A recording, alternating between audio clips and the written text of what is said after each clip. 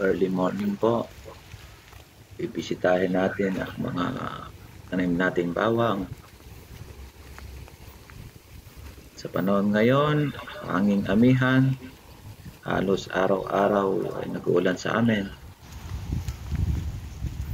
Itong mga manok na kapitbahay namin, kinakalaykay mga dayami. Pasensya na po sa malikot na kamay, cellphone lang po. Yan, amihan. Ito yung mga itsura ng bawang namin. 3 leaves na after 15 days of planting. Kaya maganda-ganda na.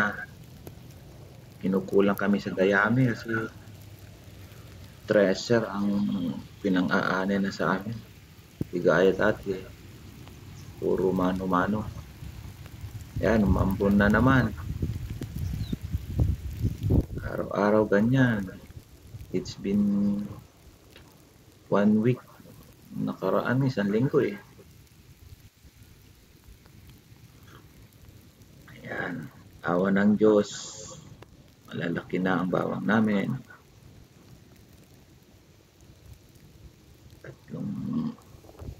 Tatlong dahon na. Ito naman, sumunod na araw, liwaliwanag na ang panahon. Pero puro basa pa rin ang lupa. Pinadaanan ko.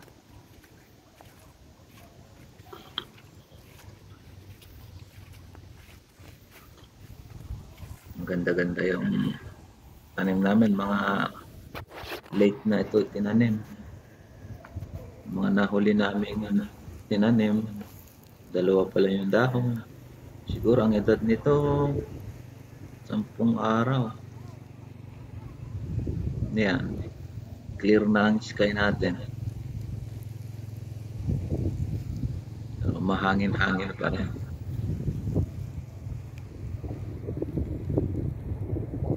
Ganyan ang pagtatanim namin ng bawang.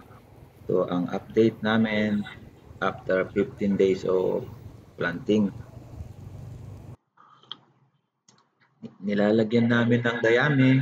Purpose niyan para makip yung moisture at saka maunahan ng bawang yung pagtubo kaysa sa pagtubo ng damaw.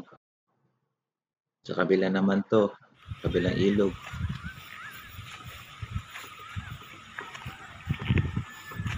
Uy, yung pagpadakan di kita. Ito yung mga anak ko, kulit. Kaya taga-record. May kanayan to. Nag-curious yung anak ko. Wala pang laman yan, anak ko. Oo na, ayot. Gustong makita. Oops. Wala pa. Ito lang. Subliman.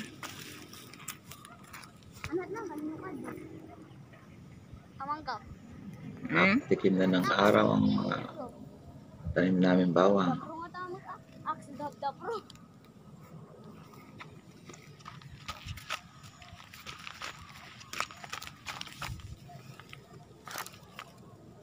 Puro mga anak ko yan, nagbibideo yan.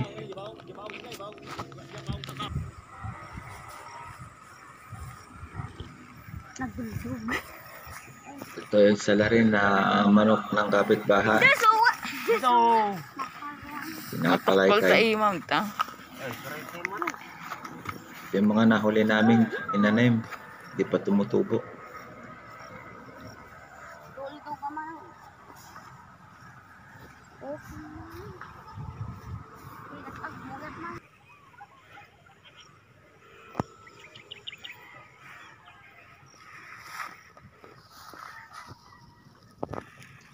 Kaya pinufocus pa ni Gab. Pasensya na po, kaya lang naihilo. Pero binibigyan niya ng effort ng pagbibideo niya. Kasama Tito Oliver niya.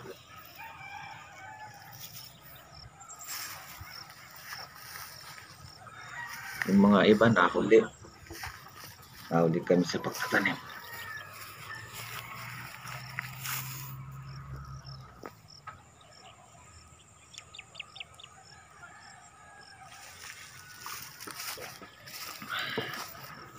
I-update namin kayo to hanggang sa paglaki, pagtitinda,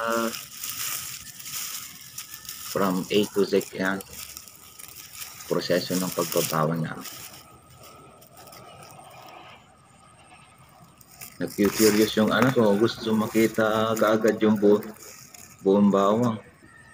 Matagal pa yan. Takes 3 to 4 months. Yan yung mga pinagpapatanim ko. Papatanim pa rin.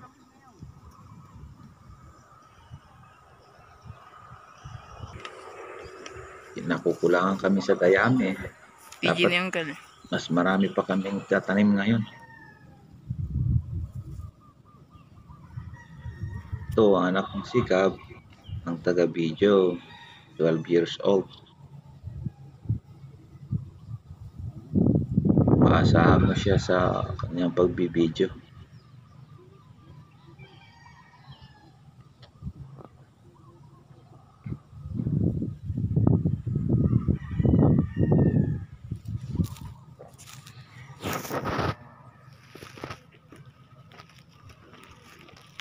Katutubo lang yan ka. Wala pang laman.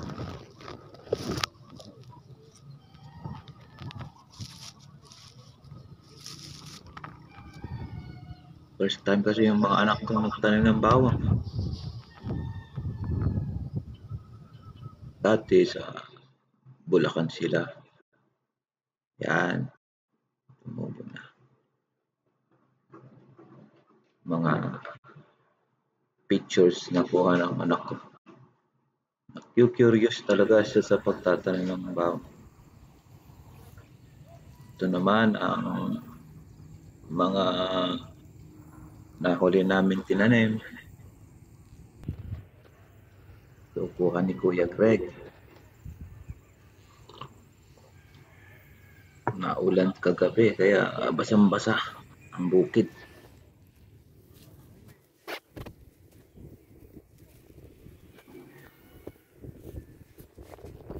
Ano pa to? Mga 7 days old. Yung iba hindi pa nga natubo eh.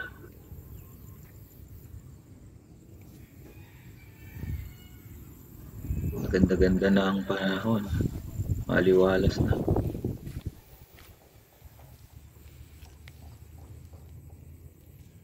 Ganyan ang bawang, ang itsura niya.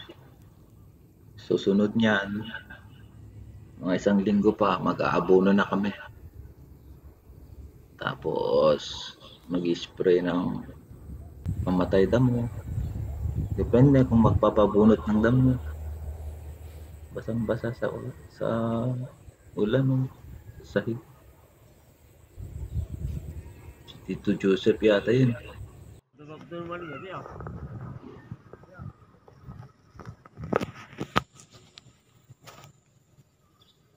Halos sabay-sabay yung pagtanim ko ng bawang.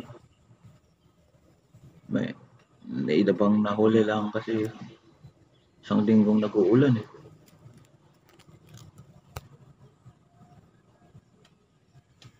Yung mga ibang kasama kong farmer, lubog sa ulan yung mga bawang namatay lahat. To.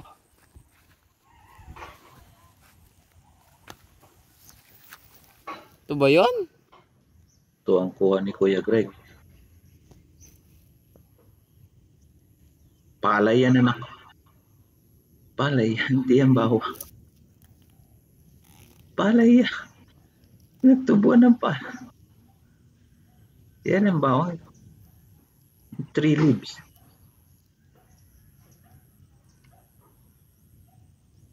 Iba-iba yung focus mo.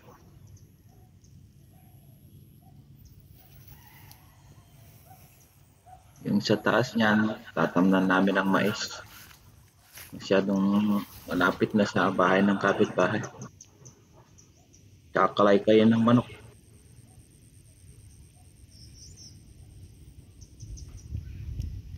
Ito ang video ni Kuya Greg. Maasahan mo yan. Huwag na, videographer pa.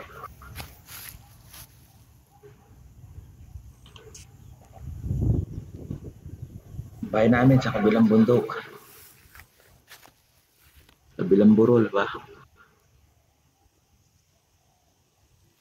Yan, puro ano yan, bawang yan. Yan ang bawang. Damo yan nasa paligid. Pagdating ng ano yan, mga 45 days, talagang kitang-kita mo na yung bawang. Malalaki na yung tangkay niya. Doon, pwede na namin tanggalin yung mga pwedeng panggisa. Kasi makikita mo kung hindi magkakalaman yun.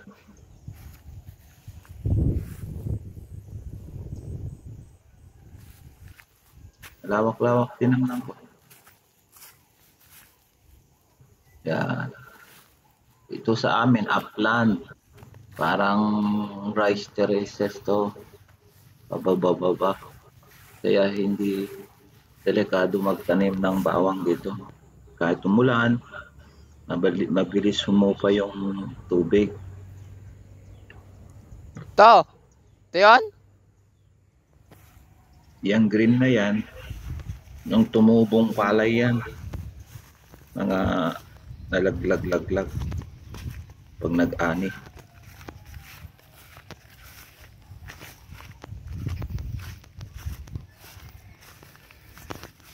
Pasensya na po kasi shaky oh. Kuha natin ng video.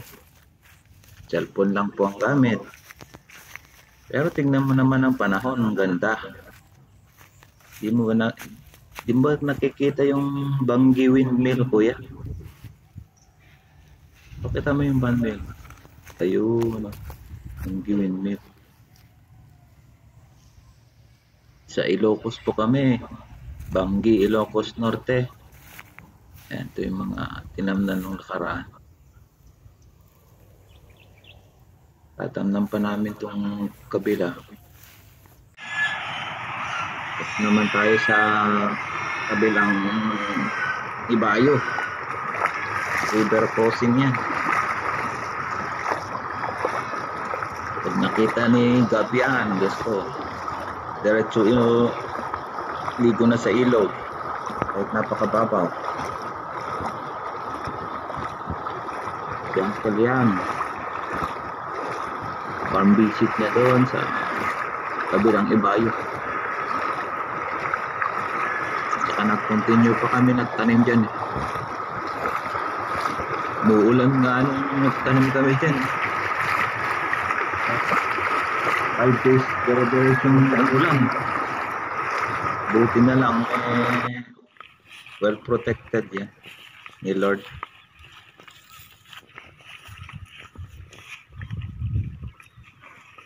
Tito Oliver, si Bubot.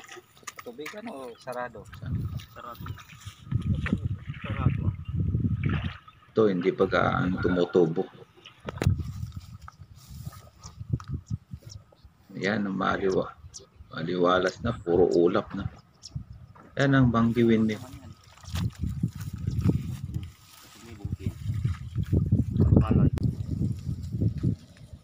Yan after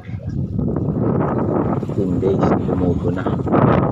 Awa ng Diyos. Ito sa amin napakahangin. Kaya nga may Bangi Windmills eh. Yan yung nag-generate ng electricity.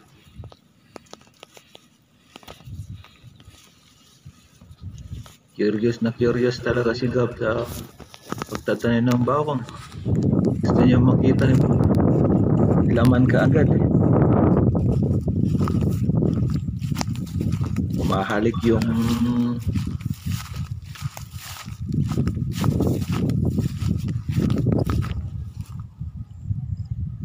napakababa ng ulap. Umahalik yung sa bundok.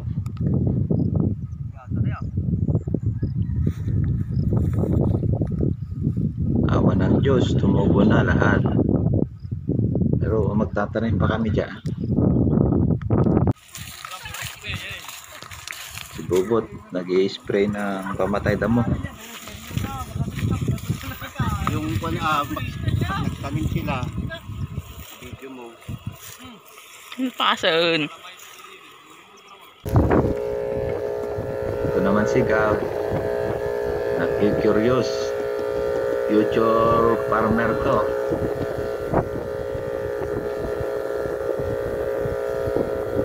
Gusto lahat subukan.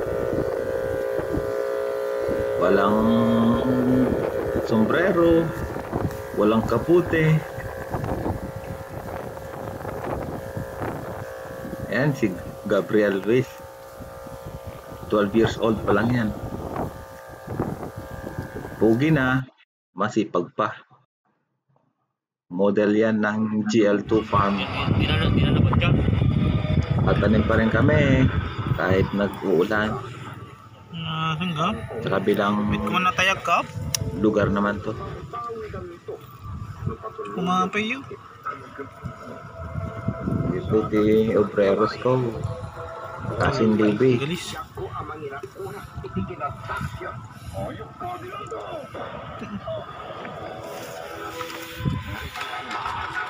May radyo pa sila. Libangan nila. Na kahit umuulan. Timing lang pagtatanim. Tignan mo yung weather forecast. Meron naman pag-asa eh. Doon mo malalaman ang weather ng susunod na 15 days. So ang pagkakakot namin ng Tunok ko kay dayami. picturean. Kinukulang Uy, kami siya ang dayami. kapatpadak dito. Tignan mo naman ang panahon, makulimlim na naman. Pwede. I love the rain that makes the world spring. Yan. Takot kami ng dayami sa kabilang barangay.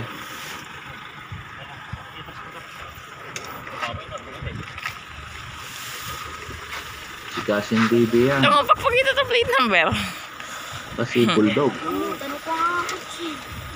Si Kyle Brand. Wait, detan? Bali ang kamay. Pagbatay. Hindi ka ulit sabay siya. Ay, Hinihingi lang namin sa kabilang barangay yung dayami. Oh, di ba? Kinukulang kami. bagtay. Yung banda doon, Namat. Cagayan na yun. Cagayan Valley. Kuya tong pagpadagson ka lang, malipit ka ta. Up, maday. Nalay nga Gilocano, dyan ako. Up, madi may pagkita ta plate number. I-update namin kayo ulit pa mag-abono na kami.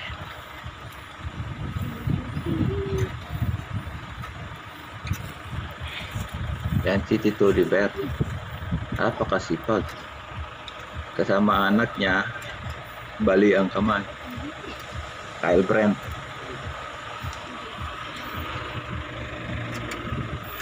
Kakakutin namin sa kabilang barangay ito.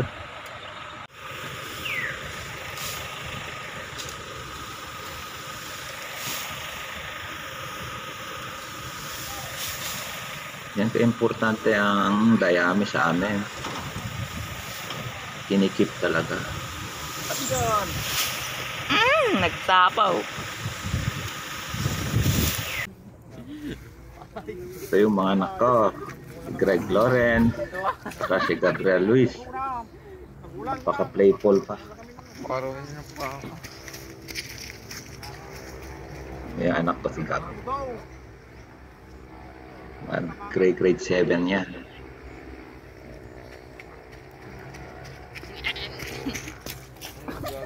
Si Kuya naka-jacket. Si Gab kagmulan na ako. May sprayer.